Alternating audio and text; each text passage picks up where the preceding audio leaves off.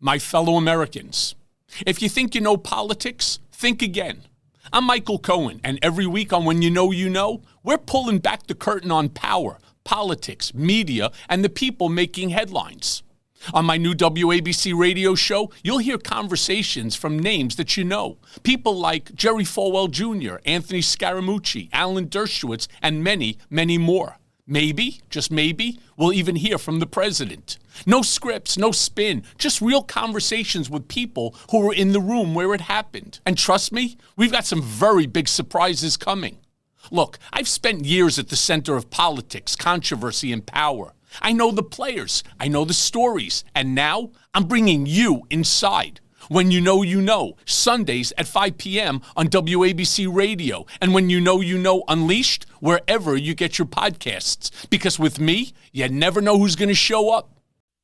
He's been advisor to Presidents Clinton and Trump, and now he's here to advise us all. Dick Morris is on 77 WABC. To the left of me, jokers to the right. Here I am, stuck in the middle with you. Yes, I'm stuck in the middle. Hi, welcome to the Dick Morris and Doug Dipierro show, sponsored by the Patriot Gold Group. Hello, Dick Morris. How are you? Hiya.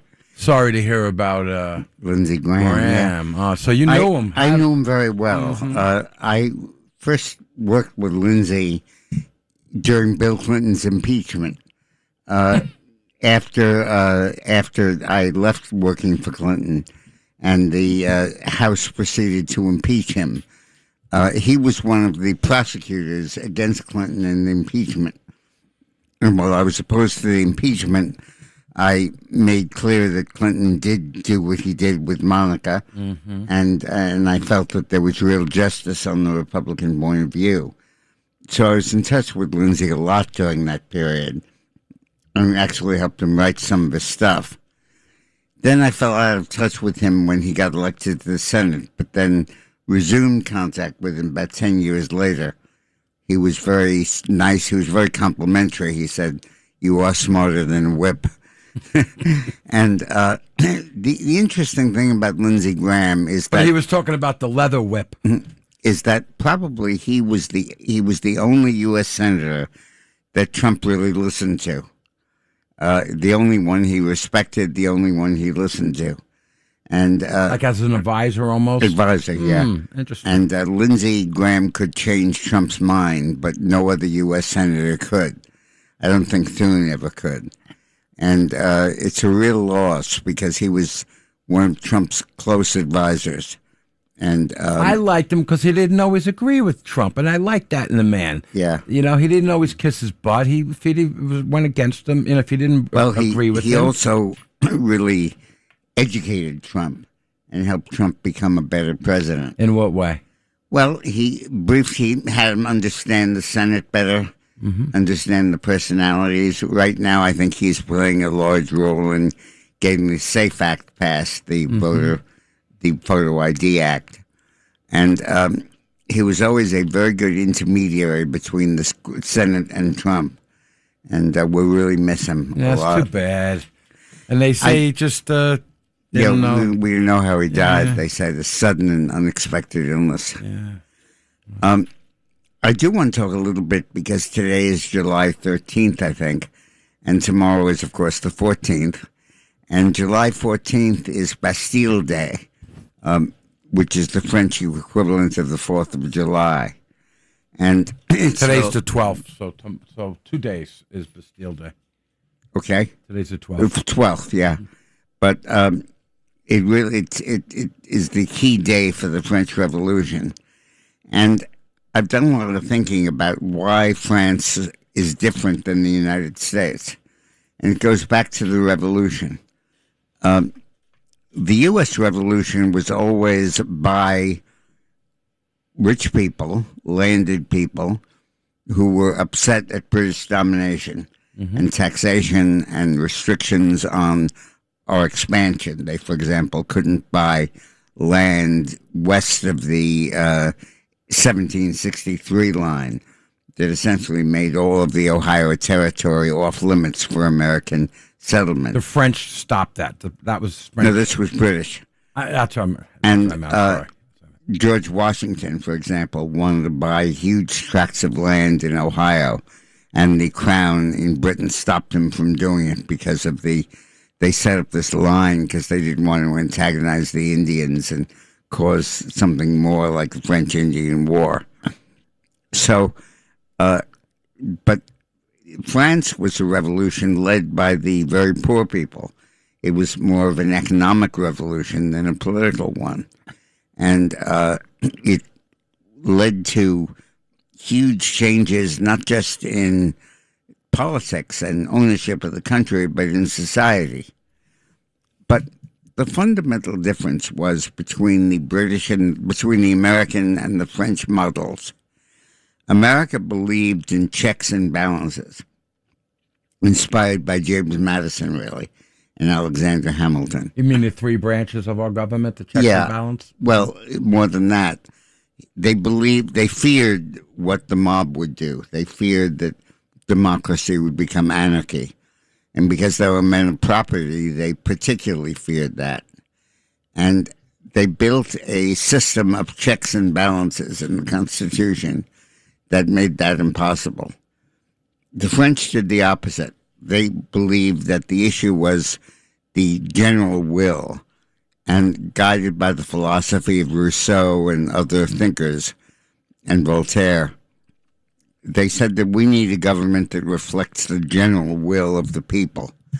And the general will of the people, that was the word that they used, is absolutely sacred, and that's what we must follow. The French. And the French. Is that the democracy? I mean, majority rules? Well, and we're yeah, republic? Is that it the was difference? majority rules, but it was rules completely. And the result was that the French Revolution led to a total reordering of society.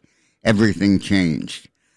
By 1813, after Napoleon was ousted, the French had changed the measuring system to the metric system. Mm-hmm. They had stopped the church from owning property. They'd confiscated all of the church's property, all of the cathedrals and monasteries. When is this, circa? In the 1810, 1806. Mm-hmm. Okay. And they changed the whole measuring system from feet to meters and new holidays. They even renamed the calendar in the months of the year. And the French Revolution was a total and complete change in everything. The American Revolution was very limited to who owned the country and how the country was governed. And the result is that the American Revolution created a really enduring legacy, that 250 years. But the French Revolution lasted a couple of months. Really? And they stormed the Bastille in 1789, and by 1791, the Reign of Terror came in. They were cutting off 10,000 heads. 10,000 noblemen were killed. God. Clergymen. The Reign of Terror was who would Robespierre was the leader of it. And Danton. And it led to a totally different outcome. And then you had the monarchy, you had the French Revolution itself falling, and Napoleon took over and ran the country for 15 years into the Napoleonic Wars. And then followed a whole series of republics and monarchies with changes every 10 or 15 years that totally changed the country and never permitted these institutions to develop. And France today is really not a democracy. What goes on in French election, first of all, the local governments have very little power. It's all the federal government. And the result is that the French are very receptive to movements and to changes that really are wrong and don't reflect anything. A good example is that 15,000 French people died earlier this decade because there was a gigantic heat wave, and only 20% of France is air conditioned. All of America is air conditioned. And they refuse to install the air conditioning because they're worried about climate change. Yeah. And France has always lagged behind the United States. badly. And I believe it all relates to how the French Revolution changed France, and the American Revolution really did not change America. Are they, obviously they're very liberal, but for how long? Has it been 100 years of a liberal type? Well, they've always been to the left of the United States. That was the key message of the revolution. Got it. Yeah. And they can't break out of that? There's not enough people? They really can't. And when they do, it's in a destructive way, like many were pro-Nazi, and the collaborators were huge. And the French resistance was originally basically outweighed by the collaborators who were pro-Nazi. And de Gaulle changed the country and purified it, but the differences between the French Revolution and the American Revolution were enormous. Even though the American Revolution was the inspiration for the French Revolution, and the Declaration of the Rights of Man, that was the key document in the French Revolution, was modeled after our Declaration of Independence by Jefferson. The differences between the countries were enormous. Is their constitution somewhat like ours a little bit? Well, I mean, do they have freedom they're of on speech? their fifth constitution Are now. they? And free speech and all of that. But no, not the checks and balances that are built into our system. Mm-hmm. So important. It's interesting. That's so interesting. Let me just say a few words about Iran as we get started. I think that we have to understand that the key reason Trump intervened in this war, started this war, and stopped Iran cold, is because the world was running out of oil. There was a global shortage of oil. And the 20% of oil that flowed through the Straits of Hormuz, when it was cut off, there was a real likelihood of a global depression because of the lack of oil. And that, plus, of course, the domestic implications of higher gas prices and what that would do to him in the midterms, were key in Trump's decision to start this war. But it was not only motivated by the midterms, it was mainly motivated by the fear of a global depression that would drag the United States down. That has all been averted. That has all been stopped. And Iran no longer has that power. And Trump is setting in motion, having Oman and other countries dig alternatives to the Straits of Hormuz, a railway line, a truck line, and an alternate waterway. And it will eliminate Iran's power to hold the world hostage. And Iran is not honoring the memorandum of understanding. They're attacking ships and they're attacking with drones. But basically and fundamentally, the war is over in terms of its consequence, as Trump has succeeded in stopping Iran from causing a global depression. And I think that in its fundamental aspects, Trump has won this war in a very fundamental way. You know, Dick, I saved a montage, and I was going to play it, and I decided not to, but I'm going to find it and give it to our guy to play, where Biden, Hillary, and Obama all said at one point, and the montage was like 10 seconds each, Iran will not get nuclear bomb. And Trump has made sure that's not going to happen. Right, Absolutely. I'm saying. And they all talk about it like he's... Netanyahu points out that Iran was very, very close to having a nuclear weapon. So the need to act was enormous. So give Trump credit for an incredible act of insight, incredible power in totally destroying Iran's military, its navy, its air force, its air defense systems. And Iran will have to mind itself and stop being disruptive, because anytime it is disruptive, Trump will just bomb the hell out of it again. But they don't care. Well, they do care. I don't think they do care. Not that their people are dying, but when their power's knocked out, when their desalinization plants are knocked out and they can't get water, sure. They're going to care. And I think that Trump has his finger on the trigger, and he's done a very, very good job. And we should not let the momentary interruptions that Iran is making cause us to lose perspective and understand the magnitude of what Trump has been able to do. Yeah, we got about a minute and a half left. Okay. So there is now, in fact, not a global shortage of oil. There is an oil glut. And cheaper, more plentiful crude oil offers countries a chance to restock more quickly and to counter Tehran's Hormuz damage. Oil prices have fallen to pre-war levels. Tanker traffic through the Straits of Hormuz is recovering fast. Gulf producers are already restarting idled wells. But the one thing will take much longer, refilling the world's coffers.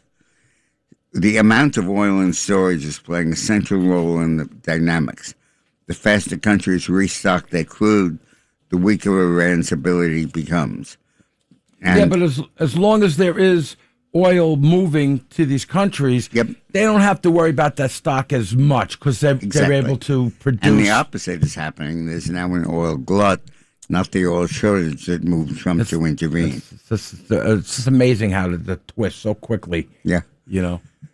So when we come back, we'll talk more about Iran and the transit of the ships through there and whatnot and that plan. Great. This is the Dick Morris Show on 77 WABC.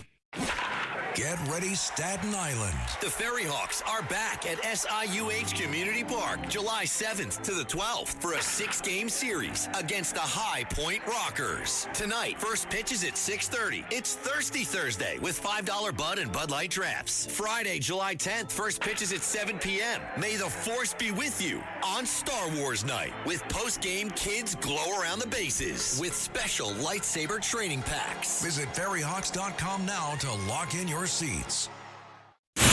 It's Sunday, and you know what that means. Here's Dick Morris on 77 WABC.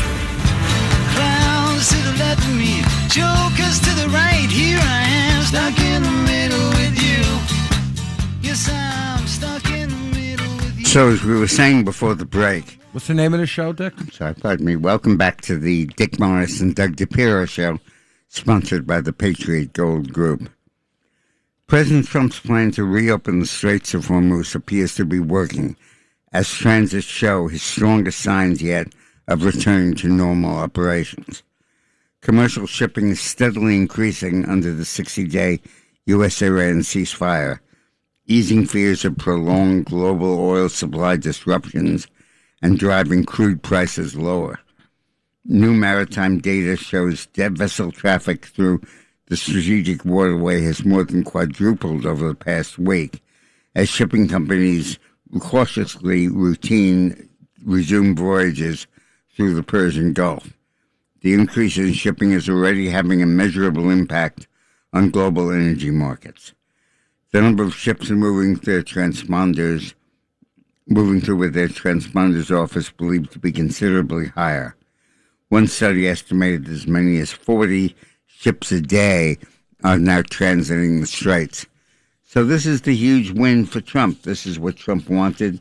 This is what was important, and he succeeded. So the news media, as always, is focusing on each violation, each attack by Iran. Any negative thing they could find on everything Trump. they can say that this memorandum is not working. But in its fundamental respects, it's worked very well. And if Iran does not proceed with surrendering its nuclear materials and take the 60-day pause to have nuclear negotiations seriously, Trump will just resume bombing them and knock the living hell out of them. That's it. Done. Hey, what do you say we go to On the Rocks? Yeah. What do you say we go to On the Rocks with Roxana Maria? Hi, Roxana. Hi, guys. How are you? Hello, Good, we're doing Roxana great. Maria. Yes, I was thinking of the French Revolution, but I'm glad that you, Dick, informed us all about that. Let me get my glasses on. Sorry about that. He did that because of you. Because he said, Yeah. Is Roxana talk? I go, no, that's in 2 days. Oh, I got to talk about it now. Can't take it away from Dick. No. Hi, honey. So, history does not exist merely to tell us what happened. It asks us we choose to become. Every generation of Americans inherits the same flag, but not the same circumstances. We are entrusted with preserving the ideals of liberty, courage, compassion, and unity for those who come after us. Today, our world often feels loud, divided, and uncertain, yet history teaches that lasting change rarely begins with the loudest voice. It begins with the people of integrity, those who will choose truth, and those who will choose courage. Blessed is the nation whose God is the Lord, the people whom he has chosen as his heritage in Psalms. On today, July 12th in history, 1862, during the darkest days of the American Civil War, Congress authorized what became the United States' highest military declaration for valor, the Medal of Honor. This was more the creation of an award. It was a declaration of extraordinary courage, sacrifice, and selflessness that it would never be forgotten. Thousands of Americans from every background have since received it for acts often meant for risking or giving their own lives for others. Also, July 12th in 1917, during World War I, thousands of soldiers endured the first battle, and I hope I pronounce it correctly, Passchendaele, preparations amid unimaginable conditions. The muddy battlefields of Europe became symbols of the terrible cost. Millions of lives were forever changed. Today, as conflicts continue around the globe, history will remind us that while may wars begin with politics, they will always end with the idealism of a better world, as what President Trump is doing right now. But also, on another note, July 12th, today in 1984, I don't know if many of you remember, Geraldine Ferraro was nominated for Vice President of the United States, which at that time was a pretty big deal. And one other interesting fact, but it was from so long ago, it would be hard for anyone to remember, maybe you, Dick, in 1543. Because she's so old, is that why? There was a book published called De Revolutionis Obium Celestium, which actually was written by Nicholas Copernicus for proposing the heliocentric theory, and it was a groundbreaking idea that the sun, rather than the earth, is at the center of the solar system, whereas prior it was the opposite. So that was a little bit of diversity, but that's, the Medal of the Honor, and also knowing that about the sun and Geraldine Ferraro. So that stepped on all the flat Earth people. Yeah, it does. You mentioned the World War One. What was the anniversary of World War One, Rock? Well, in 1917, it was the first battle of first American battle. Yeah. First battle involving American troops. It's worth the amazing thing about World War One was that the United States mobilized 1 million soldiers who were sent to France. Wow! Within 6 months of declaring war. The Germans thought that the U.S. would never be able to do that. And only ships. They only came on ships. It wasn't like planes. And they thought that it would take forever for the U.S. to mobilize. The U.S.'s army at the start of World War I was only about 10,000 people. And we built up the military to several million, and were able to actually send 10,000? Yeah. And we went to 1 million? Over 1 million. We went to like 4 million. And we did it. It was unbelievable. And we did it in a matter of 6 or 8 months. That's right. And we were so rapid. The basic calculation of World War I was Germany decided in 1917, 3 years into the war, right, that this was stalemated. The Allied blockade of Germany was causing food shortages. And the Kaiser said, we have got to end this. We've got to win this war right away. Mm-hmm. And to do that, he said, we've got to stop Britain from getting food. And we have to enforce the blockade of Britain. Kaiser Wilhelm? We have to increase submarine warfare. And his advisor said, but sir, that will result in America entering the war. He said, yeah, that's the trade-off we have to make. Right. We have to sink all these ships, make Britain starve to death, and even though that will trigger American entry into the war. And he said, and the advisors said America will never be able to have a significant enough force in Europe to make a difference. Little did he know. And Britain will starve to death in the interim. But the American under Wilson and under President Wilson and General Pershing mobilized so quickly and were able to send into the army, send 1 million soldiers to France. Right. Talk about the Industrial Revolution. And I want to add to that, Dick. That's why it's so important when you gave me this segment about history. This is 1917. Imagine the bravery and the ability to make those decisions and create that amount of soldiers to go in there and take care of that. But the interesting thing about World War I, as far as I'm concerned, historically, is that World War I started in 1914. The United States entered the war in 1917. And World War I ended in 1991. It didn't really end in 1918 when the Treaty of Versailles was signed. Germany was suppressed, then Germany came in under Hitler, rearmed, and World War II started. Absolutely just a replay of World War I. If there were never a World War I, there would never have been a World War II. What's in 91? But in 1991, the Soviet Union fell.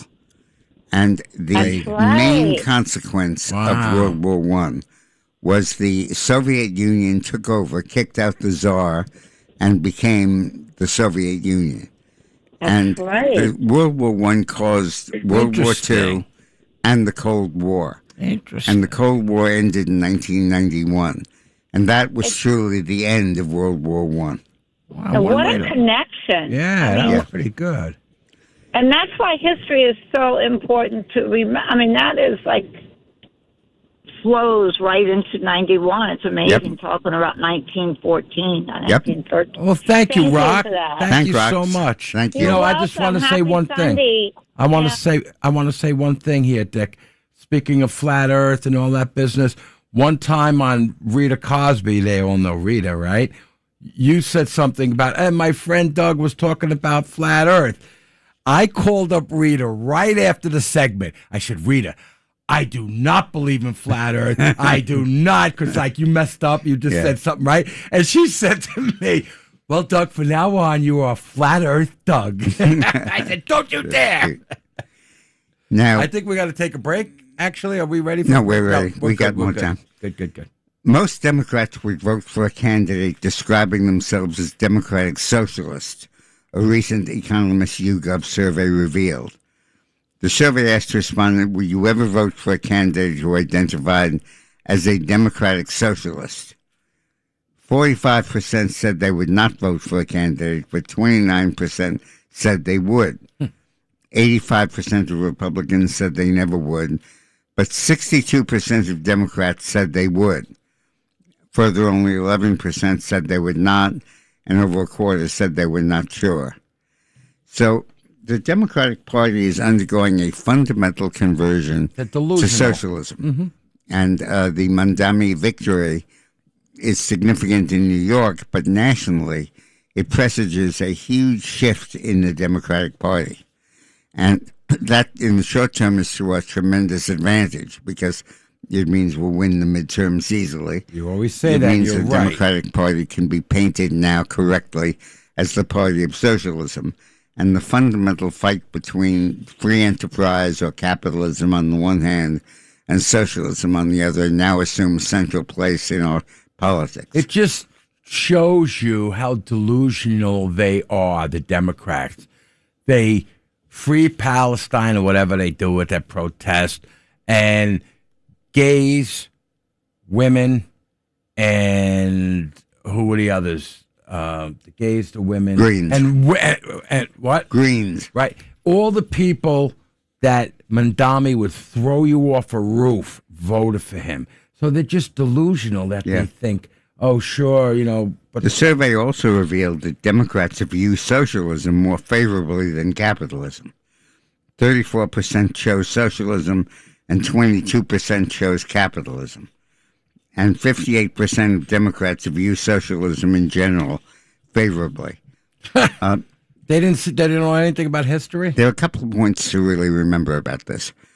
First of all, socialism is always a failure. Socialism is essentially a method of spreading misery equally.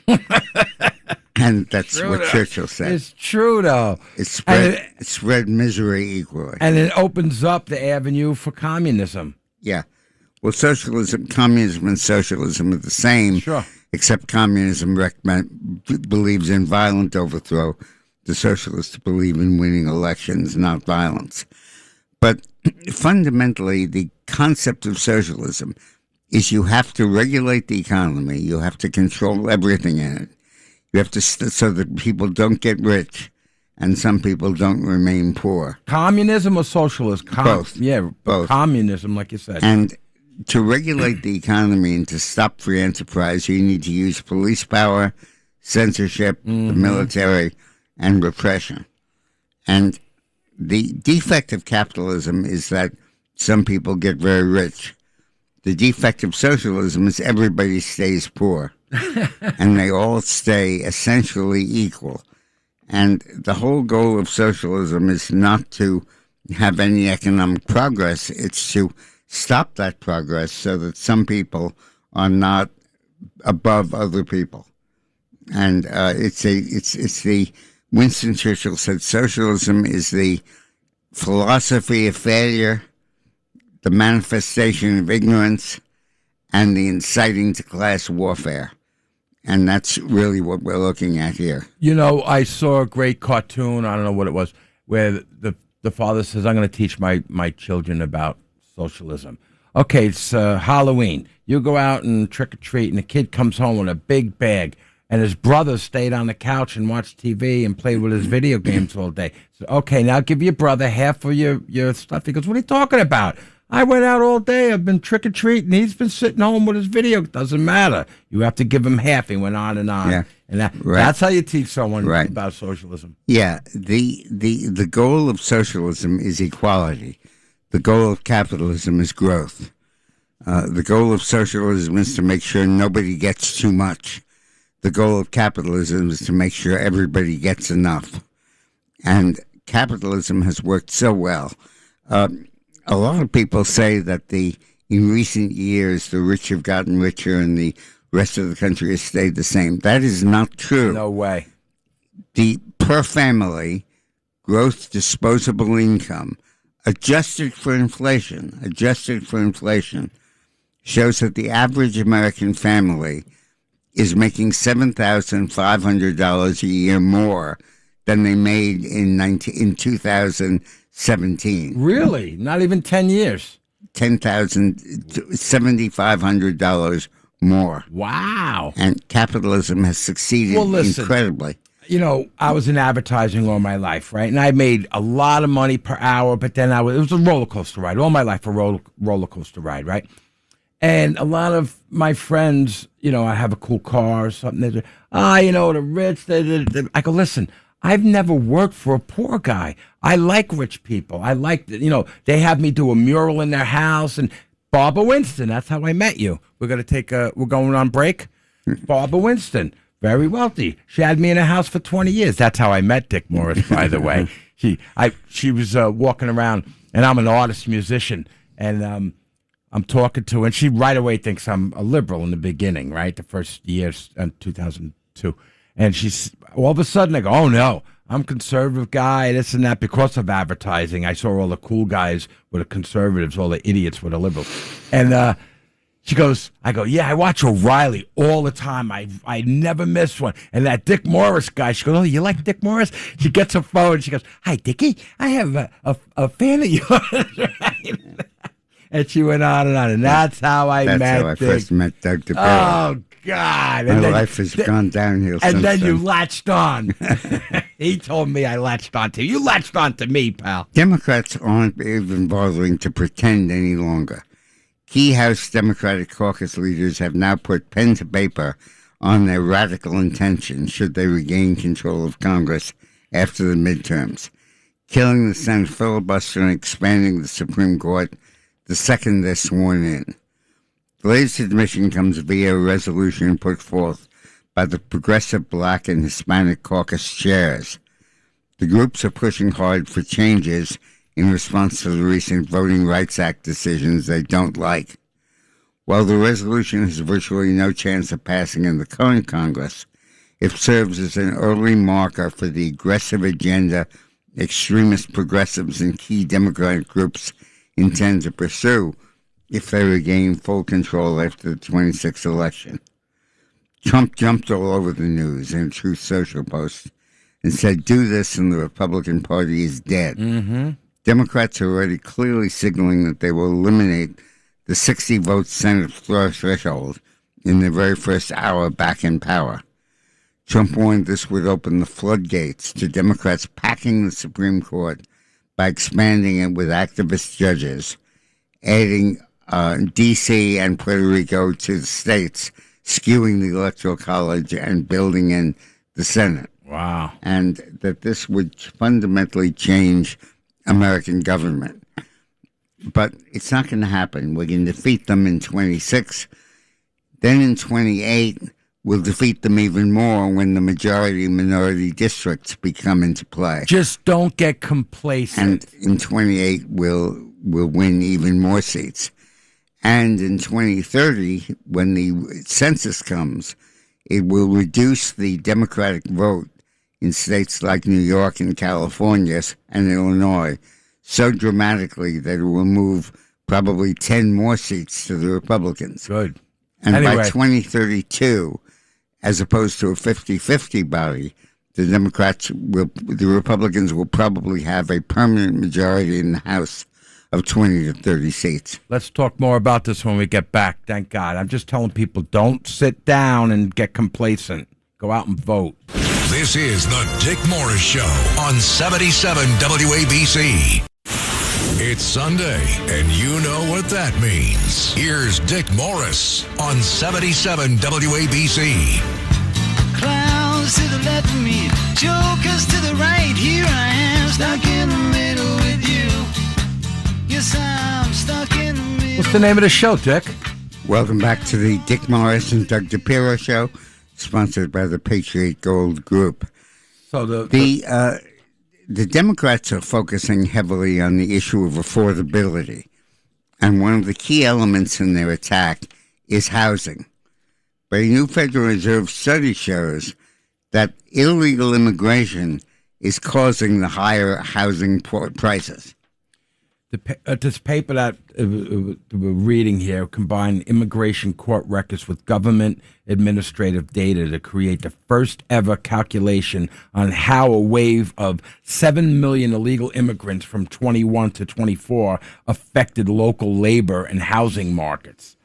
From early in 21 to early of 24, the U.S. experienced an unprecedented boom in unauthorized immigration, followed by a rapid slowdown beginning in mid-2024. We provide the first systematic empirical assessment of the labor and housing market effects in this episode. This is a Federal Reserve Board speaking. Right. The total weighted means increased in house prices and rents over this period were 22.4% and 22.6% respectively. Putting these together for the average MSA UIWF can explain approximately 30% of the total increase in house prices, wow, and 20% of the total increase in rents added. I mean, it stands to reason, but it's not something we're used to. If you expand the demand and you do not expand the supply, price is going to rise. So you bring 7 to 20 million illegal people into the United States. Yet they have to live someplace, and they're going to drive up housing costs. Now, your $200,000 house is not going to increase in value because of illegal immigrants directly, but it will. Because as the housing supply does not keep up with its demand, lower income rents become higher, home prices become higher, and ultimately all of our costs increase. Well, the next story I'm going to do helps us what the Democrats are going to leave. Yeah. But I just want to make that point that the lack of affordability is in large part due to housing costs and large part due to illegal immigrants coming into the United States. The vast increase in demand for housing. So many of the homeless, we don't think of it in that way, but most of them are not homeless. Most of them live in apartments, and that drives up the cost of rent, which drives up the cost of higher rent, which drives up the cost of home ownership, which drives up home values. And, if you just break this down, this is really also the Democrats just get elected again. You know what I mean? It doesn't matter. It wasn't because they wanted to help people in El Salvador. They just wanted to get elected again, bringing in immigrants that are going to vote Democrat. That was the bottom line. But anyway, a lot of people are going to leave, Democrats. A new poll of 1,000 adults sponsored by North Carolina's Elon University found that a majority of Democratic respondents, 55%, said they would rather live outside the United States than remain here. So go.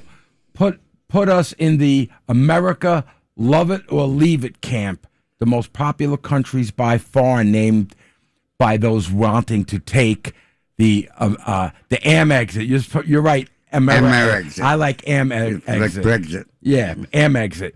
Ramp was Canada and the United Kingdom. Both are far more socialistic than in economics and far more restrictive of free speech because they lack a First Amendment. We're surprised more of these disgruntled socialists don't want to give that workers' paradise like Cuba a try. By contrast, only 10% of Republicans said they preferred to live abroad. This issue of people voting with their feet and leaving the United States and more immediately, more importantly, leaving California and leaving New York is a fundamental shifting of political reality in the U.S. and throughout the world. And this survey indicates that.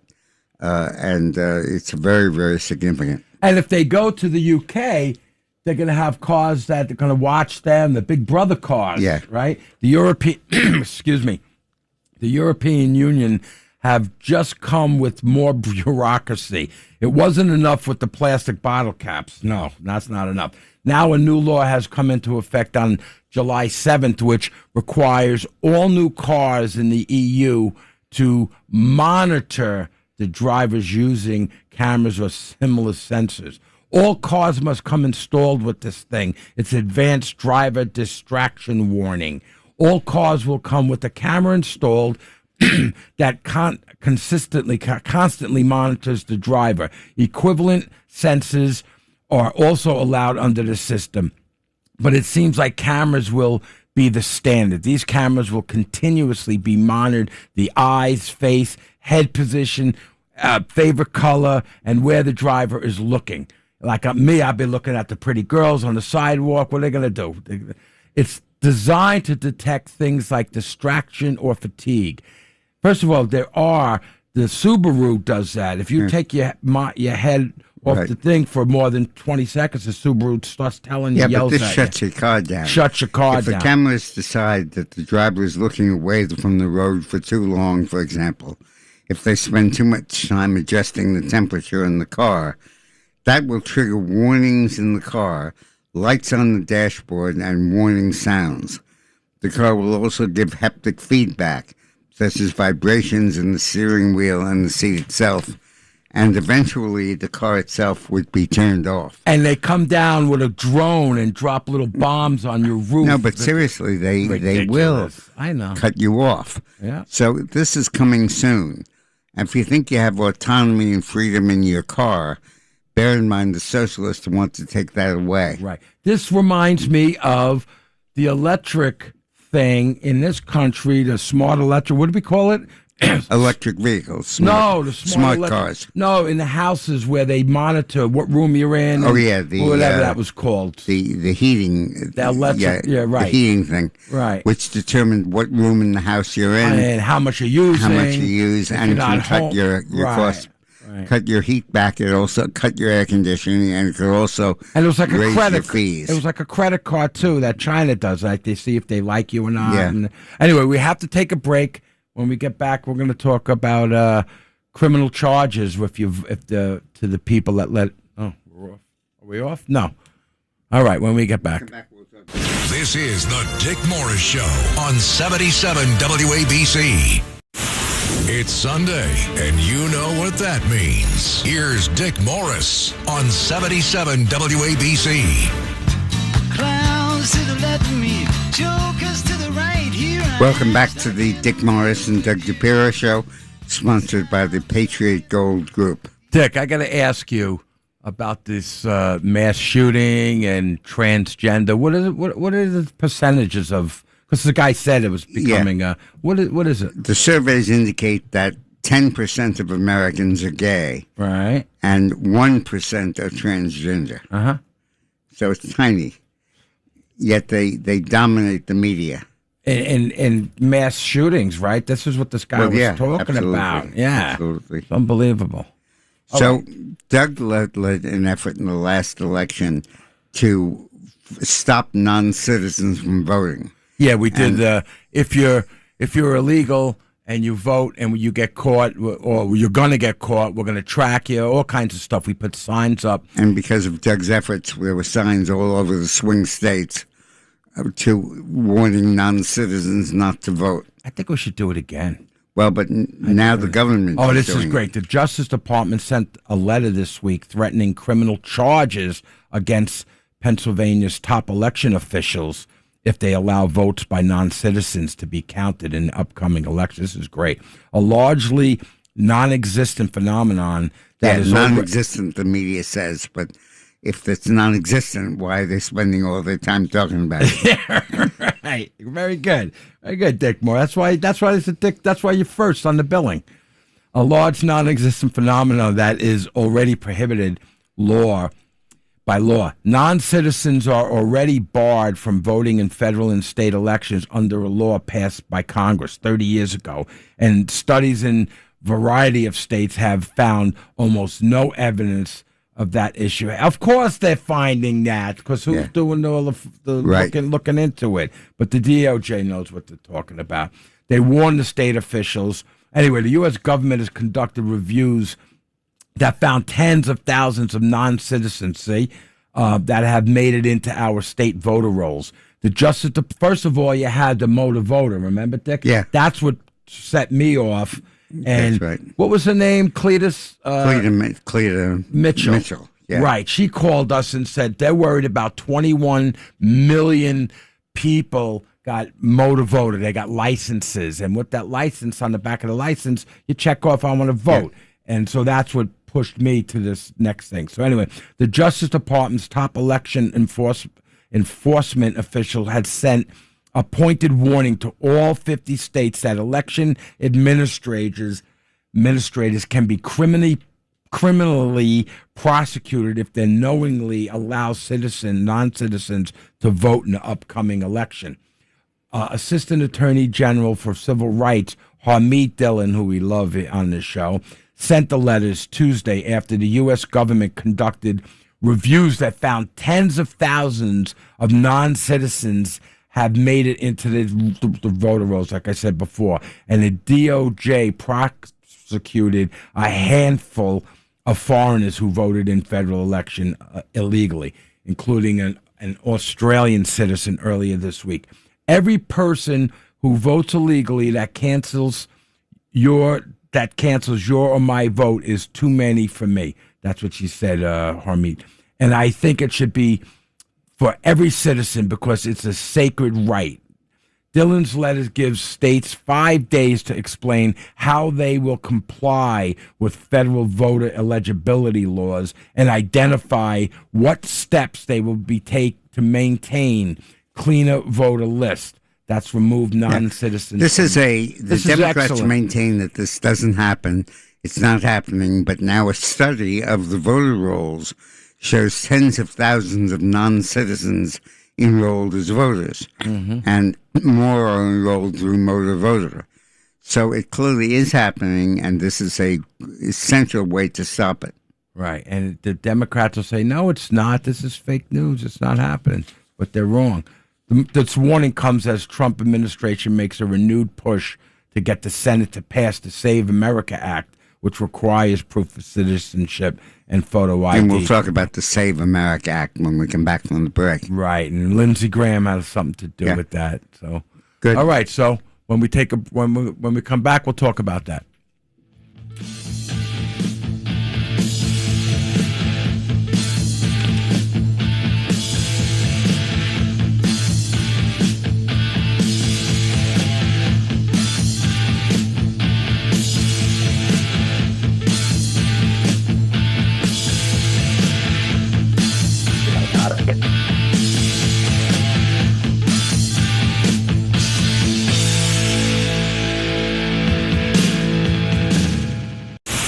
It's Sunday, and you know what that means. Here's Dick Morris on 77 WABC. Clowns to the left of me, jokers to the right. Here I am, stuck in the middle. Welcome back to the Dick Morris and Doug Dipierro Show, sponsored by the Patriot Gold Group. So we have Putnam County Executive Kevin Byrne on the phone right now. Hi, Kevin. How are you? Hi, Kevin. Hey, Dick. Hey, Doug. It's good to be with you again. Thank you for having me. Good. So a 41-year-old, very dynamic county executive of Putnam County. Explain where Putnam is for those who are geographically illiterate. Kevin. Thank you, Dick. Of course. Putnam County is just about an hour north of New York City, Manhattan. It straddles the Hudson River right across from West Point Military Academy and the Connecticut state line. And that's one of the best ways to recognize it. We're one of the last stops on the express train north from Manhattan. Oh, yeah, right. Southeast. It borders Westchester. It's just north of Westchester County. Yes. So, Kevin, great to have you on. There was a major issue in your county about defacing an exhibit that you had of the Declaration of Independence. So please tell us about it. Sure. So I always say, Dick, that Putnam County is one of the most God-fearing, freedom-loving counties in America, and I believe that. We have very patriotic people in Putnam County. We love our military, our first responders, and we had, like many communities, a lot of celebrations for America 250. We're home to Constitution Island across from West Point, which has a lot of historical significance. But on July 3rd, we had a Sybil Ludington statue that was restored come back to Putnam County. And we had a large print replica of the Declaration of Independence for the community to engage and participate so a lot of school-age children could sign the Declaration and take part of this historic moment celebrating 250 years of independence. On July 4th, the next day, sadly, as people were celebrating all over the country, in the afternoon, a bunch of individuals came by, or several individuals came by in the afternoon and defaced the Declaration of Independence over the text, writing very offensive political graffiti like 500 years of genocide, abolish millionaires, abolish ICE, free Palestine, all this type of stuff that's just designed to spoil our celebration and to take away from 250 years of independence. We do have security cameras and security footage. I know police responded. Our sheriff's office, we have an independently elected sheriff. He's investigating it. But what is also concerning is just a couple of days later, and this was recently reported in the New York Post, the Sybil Ludington statue that we had restored. Explain who she was. Yeah, it was awesome. Oh, Sybil Ludington is one of our heroines in Putnam County, Revolutionary War hero.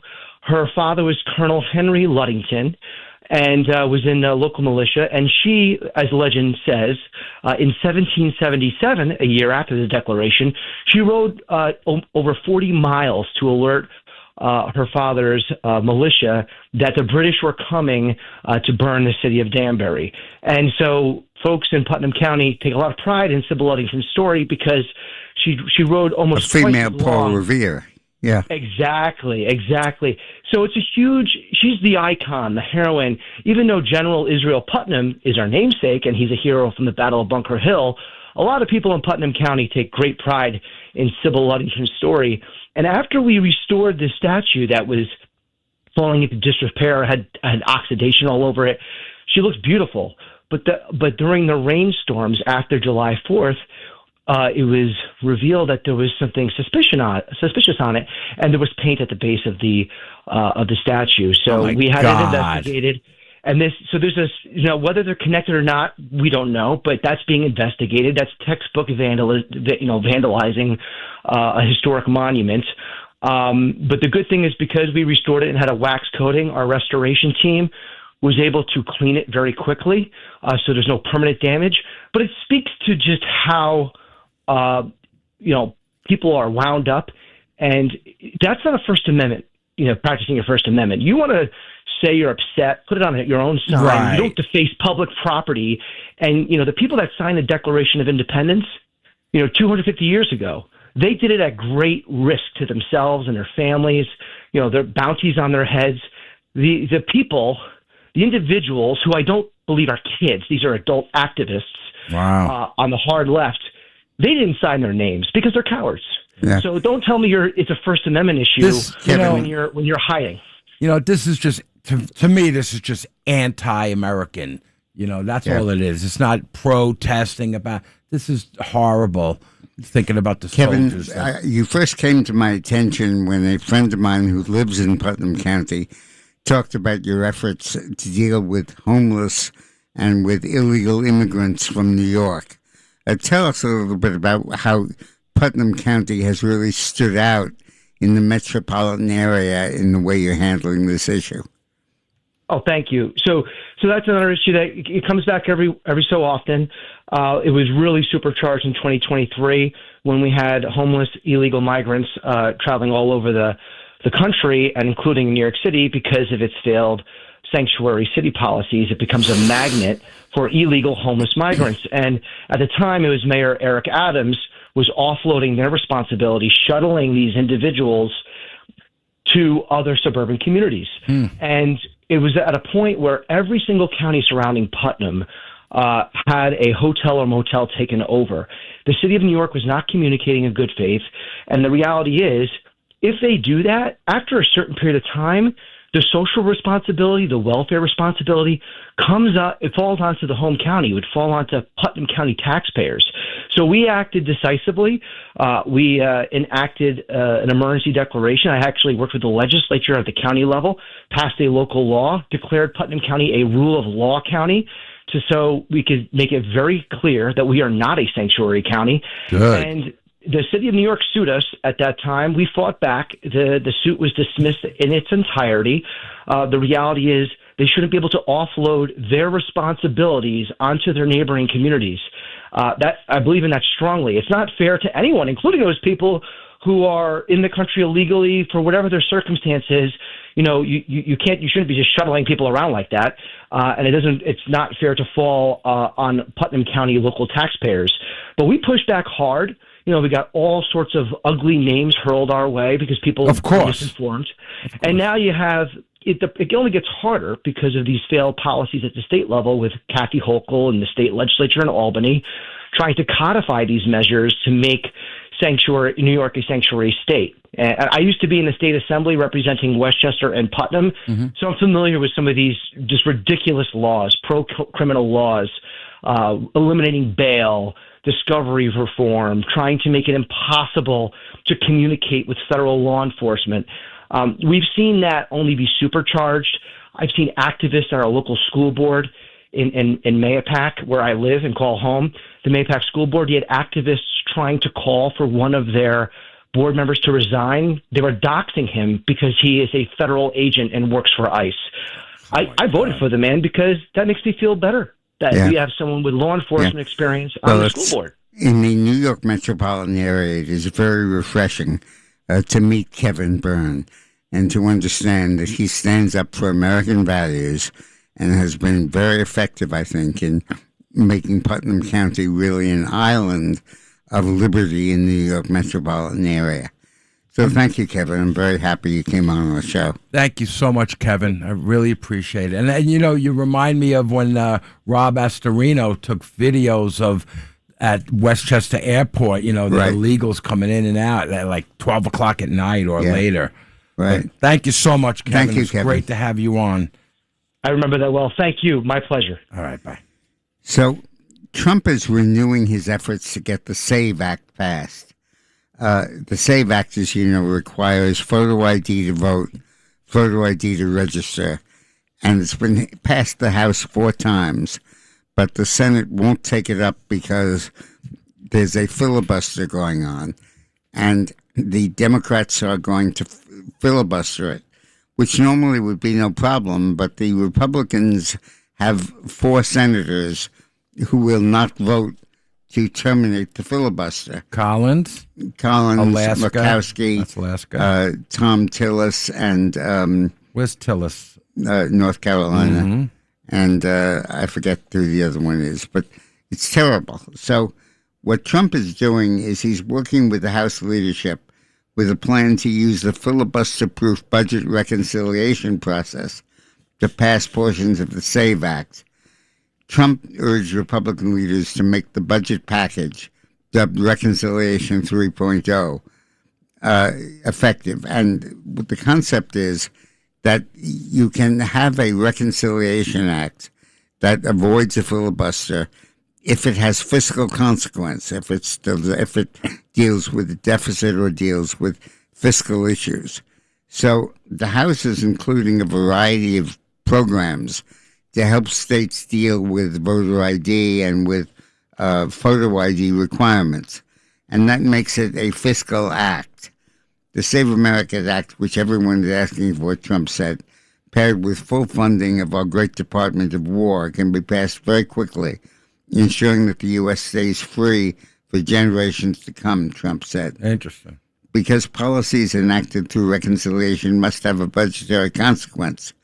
Johnson is creating a grant program that would give states a financial incentive to adopt requirements that Americans must show proof of citizenship to register to vote and a photo ID in order to cast a ballot. All above board and legal. Yeah. Beautiful.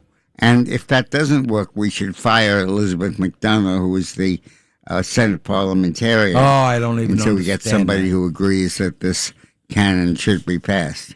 I just don't understand the parliamentarian bull. Anyway, let's go to the phone. Sandra, we haven't heard from you in a while. Hey, Sandra, how are you? Hi, Sandra. We miss you. I miss you too, but my yoga teacher changed her time, and she does her class now at 12 o'clock. Well, I don't And think can't so. Sorry. But I have to be honest with you. In her class, you're not allowed to do this. I keep my ear pod on, so I hear you show even in the yoga class. He's so funny. He's so what cute. I wanted to say, when I heard Lindsey Graham, I said, no, that can't be. I went on Google, and I see him, and I go, oh, no, I really, really liked him. Yeah. And like you said, Doug, he says what he wants, and no matter what he says, you love him anyway. Yeah. But what I wanted to point out to you is I learned that when he was very, very young, like 20 or 21, in the span of 15 months, he lost both his parents, and he took on the responsibility to be the guardian for his young sister. And he said many times in his life that responsibility shaped his pattern for going forward. Oh, that's nice. That's great. That is so nice. Well, thank you. Thank you, Sandra. Good to hear from you. Thank you, Sandra. Same here. Let's go to Judy in New York. Hi, Judy in New York. Hello. Thank you for getting to people who need and want either the real ID, the standard ID, Right. the enhanced ID, or the regular driver's license. Because for those of us who have been married and divorced, and perhaps me remarried once or more than once, you have to remind them and give us a roadmap of really what's needed. Because one of the questions that the DMV does ask is, what legal names have you ever used? And I think if the people who are double voting and want other people to vote, all they need is those lists, because everybody has a maiden name, a married name, a divorced name. Well, I think the SAVE Act is gonna do away with. They're gonna figure it all out. Also, the Department of Justice has stripped millions of Americans off the voter rolls who have issues like the ones you're talking about. So I think we're going to have honest elections, and I think we're going to win them. But thank you very much for your call. Appreciate it. Thank you. But a way to find out is to find out what those lists of other names. Good. Because, like when you sign up for a lease, I noticed mine was just the first name and the last name. Right. But they don't ask the middle name. We're going to do that, Judy. We have to go, but thank you so much. I really appreciate it. So where are we, Dick? Close to half of New York City schools are failing. In 503 schools in New York City, a majority of the students failed both the math and the reading scores testing. Nearly half of New York City public schools are failing to get a majority of their students to pass standardized tests measuring math and reading, even though the city is spending twice as much money on the schools as other school districts do. Success Academy founder and CEO Eva Moskowitz, former chair of New York City Council's Education Committee, is billing the report as profoundly shocking and the most complete accounting of school failure in New York City ever assembled. This is at the same time that the state legislature has limited the number of charter schools in New York. Limited. Making us one of the hardest areas in the country. Is this because to have of the charter schools? Because of the teachers' union. Sure. And now you have evidence that the public school system in New York is absolutely failing. We're spending $36,293 per pupil, double the national average of $17,000. Whoa! And we spent $40 billion on public education in 24, but yet half of the students in New York City are reading and doing math below the national grade level. Maybe the people doing this don't know math either. Yeah. Well, the key priority here, and it's crucial in the governor's race coming up, is that the state legislature allow there to be charter schools in New York. The limits on the number of charter schools are very draconian, and they stop there from being a real alternative. Now, in Philadelphia, for example, which is also a Democratic city, there are over 250,000 students in charter schools, and they're getting a really good education. But in New York City, they're not, and this is absolutely horrible. Horrible. So we're going to take a break, and when we come back, we're going to talk. We're going to talk about the Trump accounts. Yeah. For babies. This is the Dick Morris Show on 77 WABC. It's Sunday, and you know what that means. Here's Dick Morris on 77 WABC. Clowns to the left of me, jokers to the right. Here I am, stuck in the middle. Hi, welcome back to the Dick Morris and Doug Dipierro Show, sponsored by the Patriot Gold Group. This is a story I really don't like about the Smithsonian. This is horrible. If this is true, and it seems like it is. The White House issued a scathing report accusing the Smithsonian of warping history to match far-left ideology, saying the world's largest museum complex and research institution can no longer be trusted to tell America's story. I can't get over this. The 162-page report issued over the weekend by the White House Domestic Policy Council blasted the Smithsonian and its National Museum of American History in particular, calling both political tools to disparage U.S. history. The report accused the museum of harboring anti-white bias, minimizing the courage of America's founders and distorting the creation of the nation. It says the museum's mission has been transformed from straightforward historical education and scholarship towards an extreme political activism that seeks to transform our country. The museum purposely presents America as a problematic country, irredeemably conceived, founded by deeply flawed men, and still operating today as an instrument of systemic racism and oppression. In the museum's current telling, the country is above all defined by white supremacy. This is ridiculous. By white supremacy, slavery, conquest, exclusion, hierarchy, racism, xenophobia, misogyny, and systemic injustice. An executive summary of the report. That's what that says. Ultimately, the report concludes that the Smithsonian's leaders cannot be trusted to tell America's story honestly in a way that is inspiring, unifying, and worthy of our And great. Trump is forcing the Smithsonian to change and to eliminate that exhibit and to really deal with the issue of how great America is. Wait a minute. See, it didn't say it in the report just now. It's an actual exhibit? Or I thought they were going through a whole phase. No, of this it. is their exhibit. They actually have If you go to the museum See, it now, didn't say this is that. what you see. Oh, goodness. And with the 250th anniversary, people are going there and actually seeing that. I and love reading that this. place. And kids are reading it. Barbara Winston, once again, Barbara Winston on the show twice now. There's a Harry Winston room in the Smithsonian with the Hope Diamond. Oh, really? So, Wow. Paul, that's what she told me years ago. All right, so we're going to do this Wall Street Journal, Paul. Yeah. This is an example of a crazy, misguided, false story in the Wall Street Journal. The share of Americans who believe capitalism is working has fallen sharply over the past decade, with fewer than half now saying the nation's economic system is functioning well, according to the Wall Street Journal.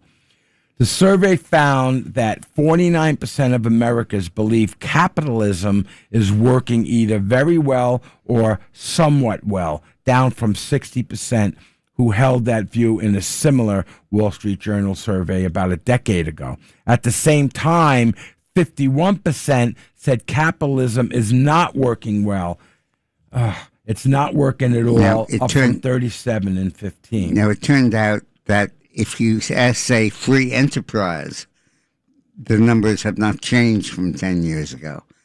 So the semantic difference between capitalism that draws negatives and free enterprise, which means the same they're thing, loading which questions. is positive. So they're loading So it's entirely questions. loaded poll. Right. Only 35% of respondents said they are fairly or very confident the United States offers people the opportunity to find good jobs and achieve the American. Can't get over that. The poll also found widespread concern over the influence of wealth and corporations in politics. But no then you kidding. go to the antidote. Yeah, about 3/4 of Americans said billionaires and large businesses wield too much power in Washington while working people have too little influence. The survey comes as a Democratic Socialist candidate have gained traction in some Democrat. Well, that's it. That's exactly where these numbers are coming from. But the Wall Street Journal buried its own America 250 poll. The Wall Street Journal's account of a survey sponsored by its sponsors emphasized the bad news. But 2/3 of Americans in the same poll that the Journal did not report, paid for by the Journal, but they didn't report, that 2/3 of Americans say they're proud of America's 250th anniversary. Wouldn't want to report And that. 84% said it's time to celebrate America. And 70% said it's the greatest country in the world or one of the few greatest. 92% said hard work is an important value to them personally, and 71% said patriotism is important, and 68% said God is important. 92% say respect for private property, free markets, and free enterprises are extremely, very, or somewhat important to the United States.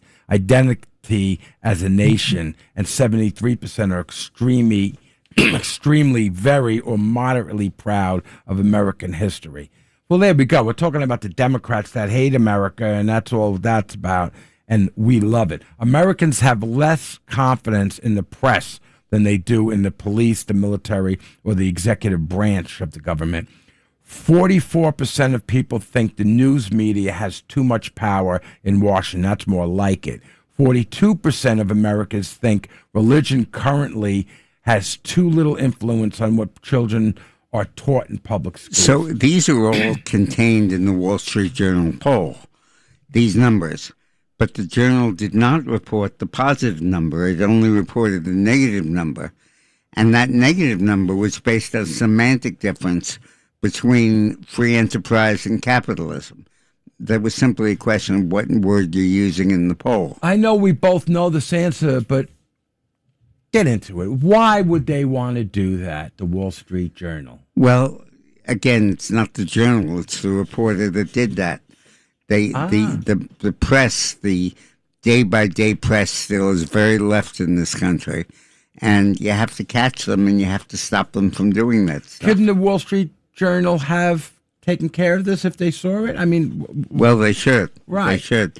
I'm very glad this story rose, and I hope it causes heads to roll in their editorial department. Meanwhile, the U.S. economy is poised to defy a global slowdown in growth, with its output rising at a faster rate than even the broader global economy, as the broader global economy grows sharply, a report from the International Monetary Fund showed on Wednesday. The forecast supports the idea that the U.S. economy is more resilient to the supply chain disruptions and revised inflationary pressures than is seen as holding back in growth around the world, thanks to U.S. energy production and investments in technology. Both energy production and support for technology investment have been the key economic policies of the Trump administration. So right here is exactly what the liberals don't like. They don't like capitalism. They don't like rich people. They don't like the big corporation. But that's what's moving this machine. The U.S. economy will grow at 2.3% this year, but Europe's growth will be 1.9%. Wow. U.S. growth is expected to increase and Europe's growth is expected to slow. Again, you look at the difference between socialism and capitalism, free enterprise and government regulation, and you just see the enormous difference. The only thing socialism is good at is spreading the ideology of failure. Until socialism is great, as Margaret Thatcher said, until you run out of other people's money. Yeah.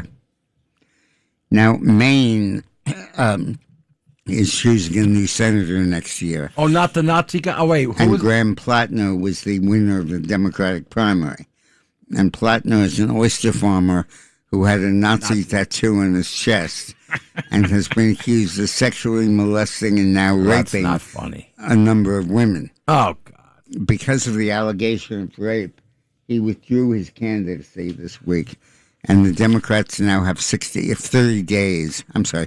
weeks to name a new candidate.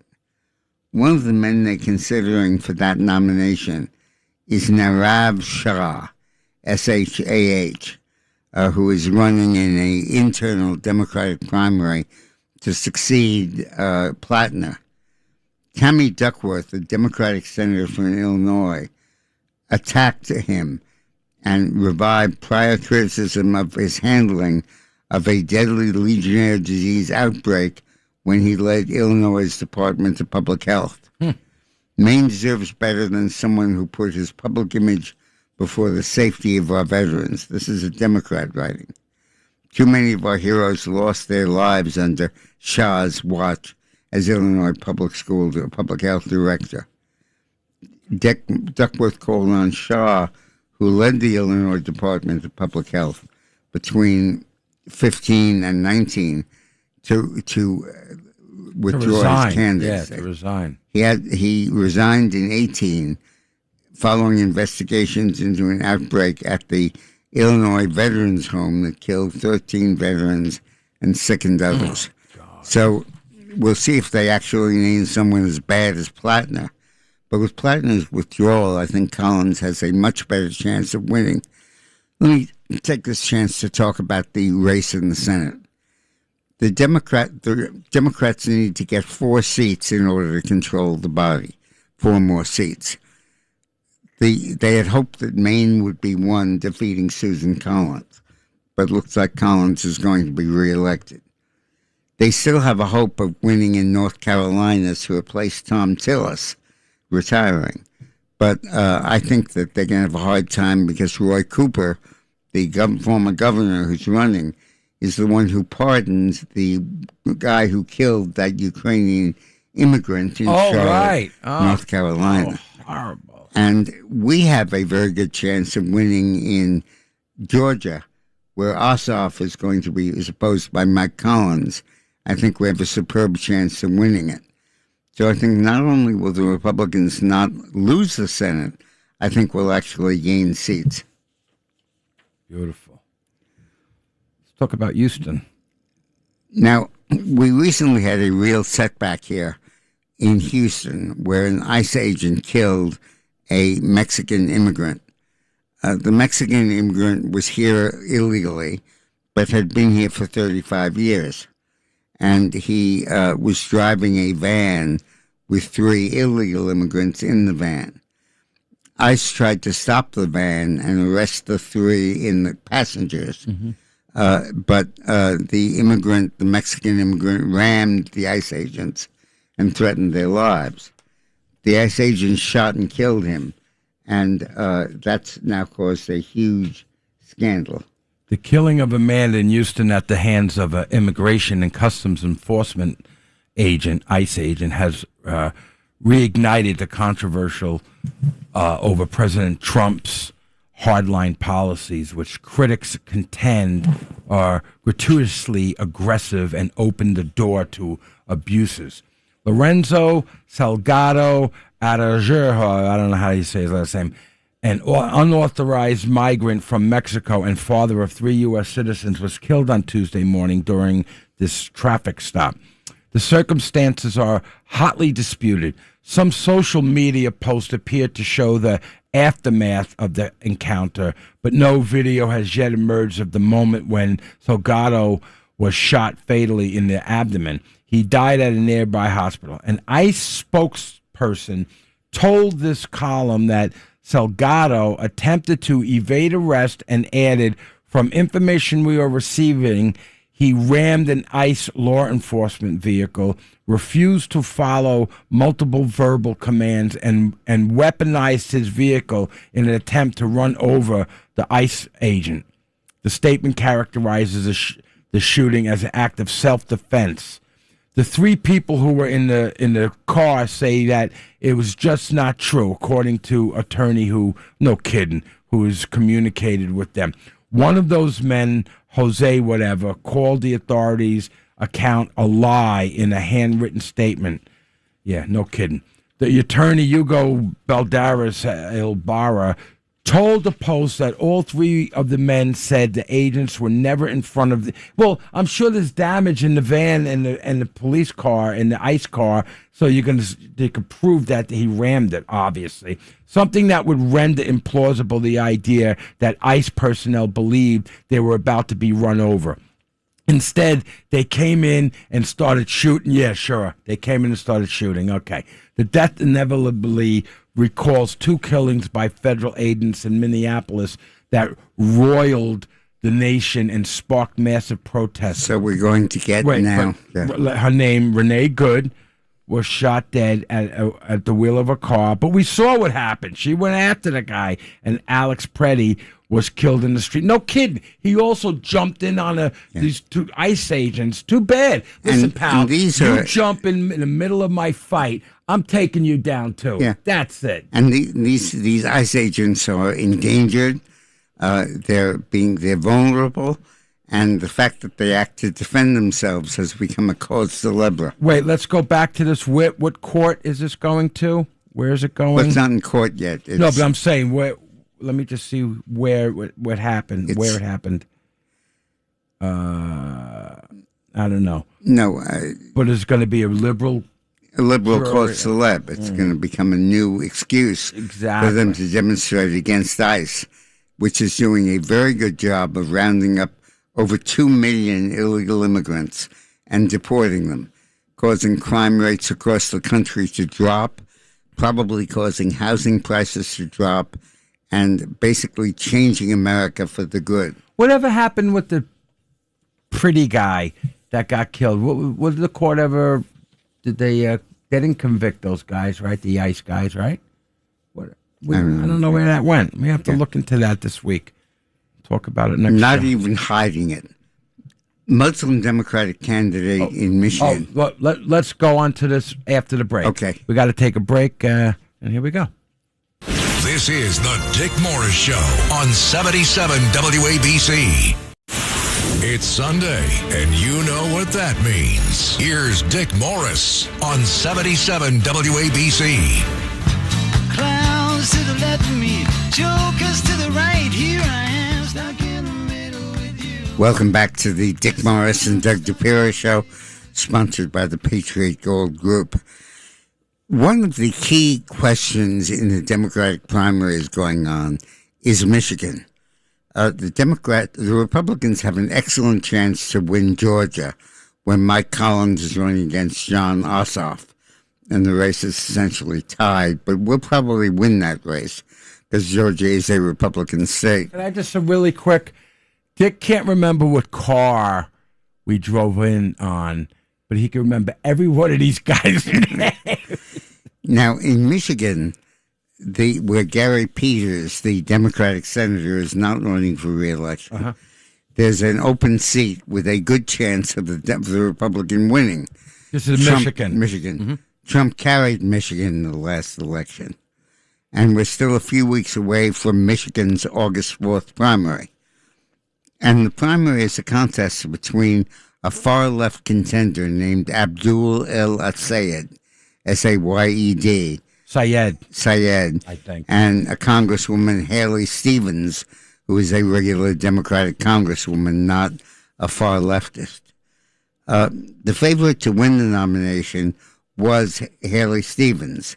But now Syed is tapping into the party's radical base following Mandami and might well win. Democrats, what you love. I would love that because we'd win the seat. Mm-hmm. It was a three-way race, but Democratic State Senator Mallory McMorrow withdrew from the race because she didn't want to divide the anti-Saeed vote. But Saeed still looks like he's in the lead. He's the son of Egyptian immigrants. He's been counting a hardline stance against Israel and support not only from the Democratic Socialists of America, but from anti-Semitic activist streamer Hassan Piker, who's campaigned with El-Sayed to carry him over the finish line. So I'm closely following that primary, and I hope the El-Sayed wins. It's on August 4th. If he does win, that's the second Senate seat we're going to pick up in addition to Georgia. How did we get to where somebody could be an anti-Semite and still get elected? Because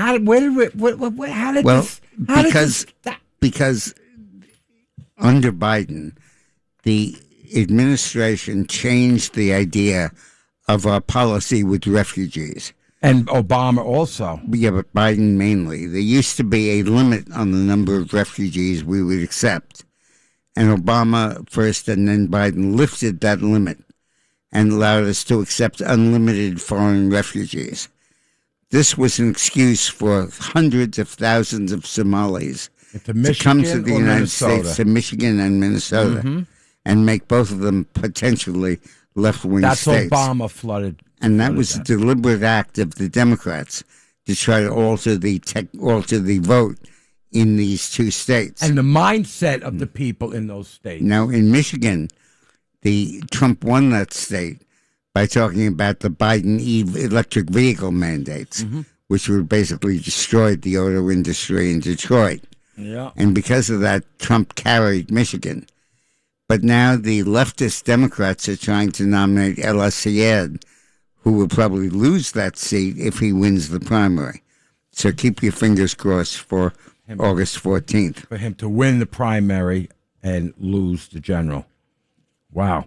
22. Right. Trump ending decades of protection.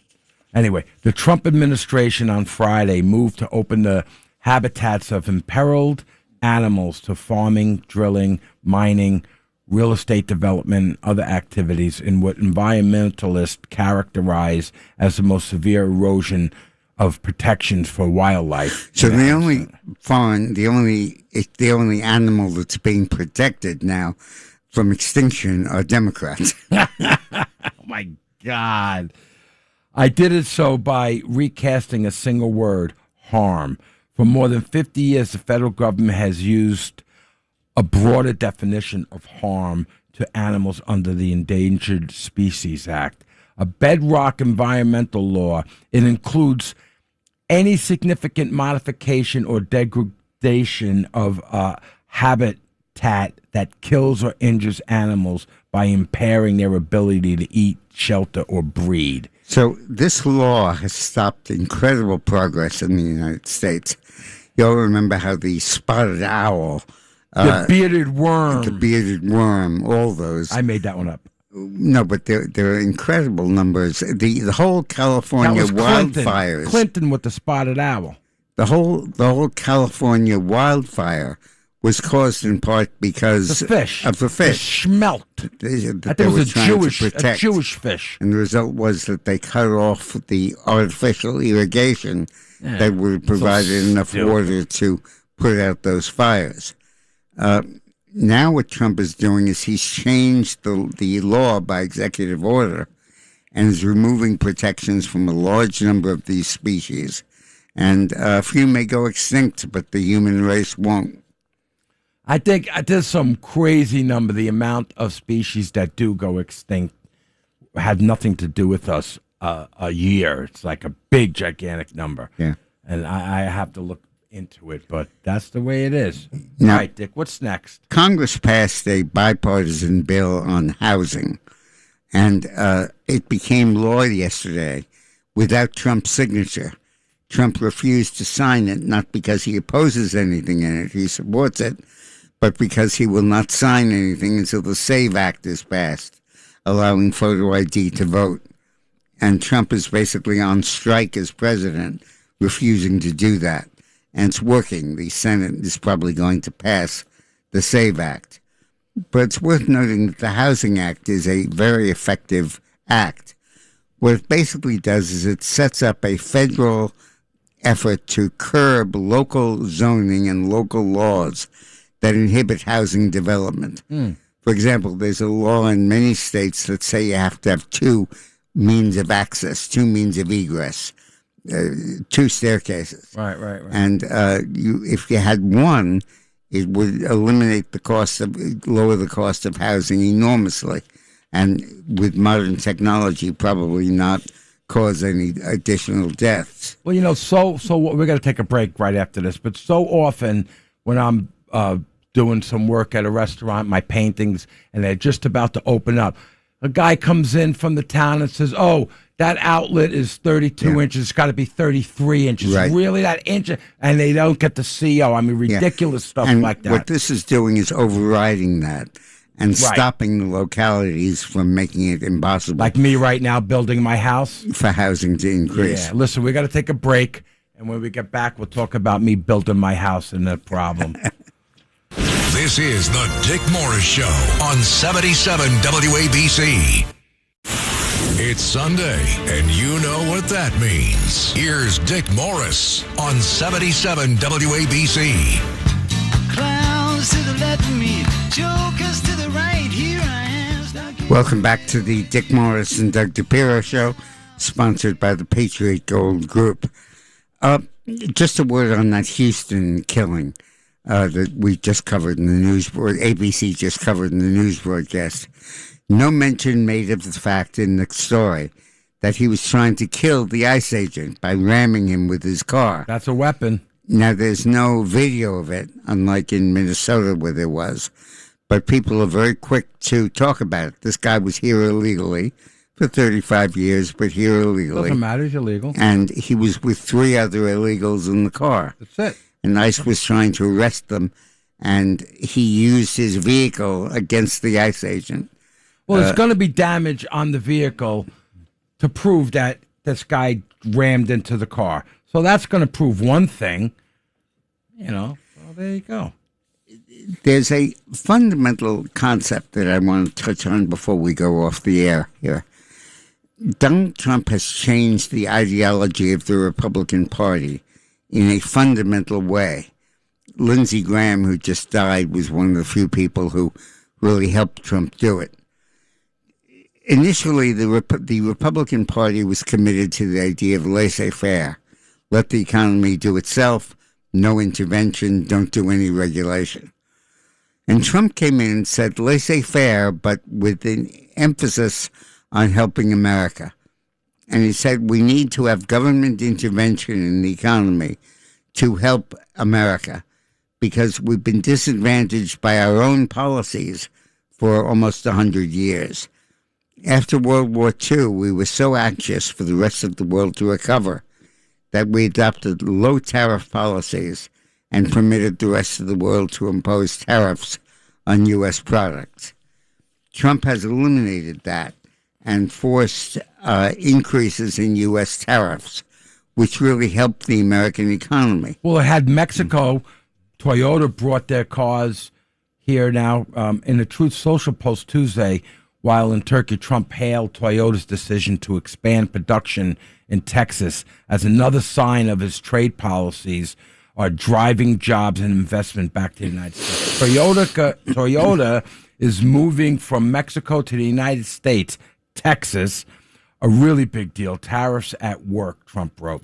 Toyota announced Monday it will invest $3.6 billion to move production of the Tacoma. It's a good type truck. It's a good truck, a mid-sized pickup truck from its plant in Tijuana, Mexico, to the manufacturing campus in San Antonio. The project is expected to create about 2,000 U.S. jobs and second assembly line, expand the facility's annual production. Anyway, that's a good truck, and because of his tariffs, they're coming in. Right. Did you want to So this is a total change in the Republican ideology. In fact, one of the reasons people used to vote against the Republican Party was that its laissez-faire policies helped the rich and did not help the middle class. And what Trump has done is fundamentally change it with his tariff policies and his tax policies to make the Republican Party a party of the middle class. It's worth noting that in the tax reform bill, in the big, beautiful bill, he did not lower the tax rate for the richest people, stays at 40, but he put all sorts of stuff into the bill that have fundamentally changed things in the United States. But listen, we got to stop saying to the rich, is helping the rich.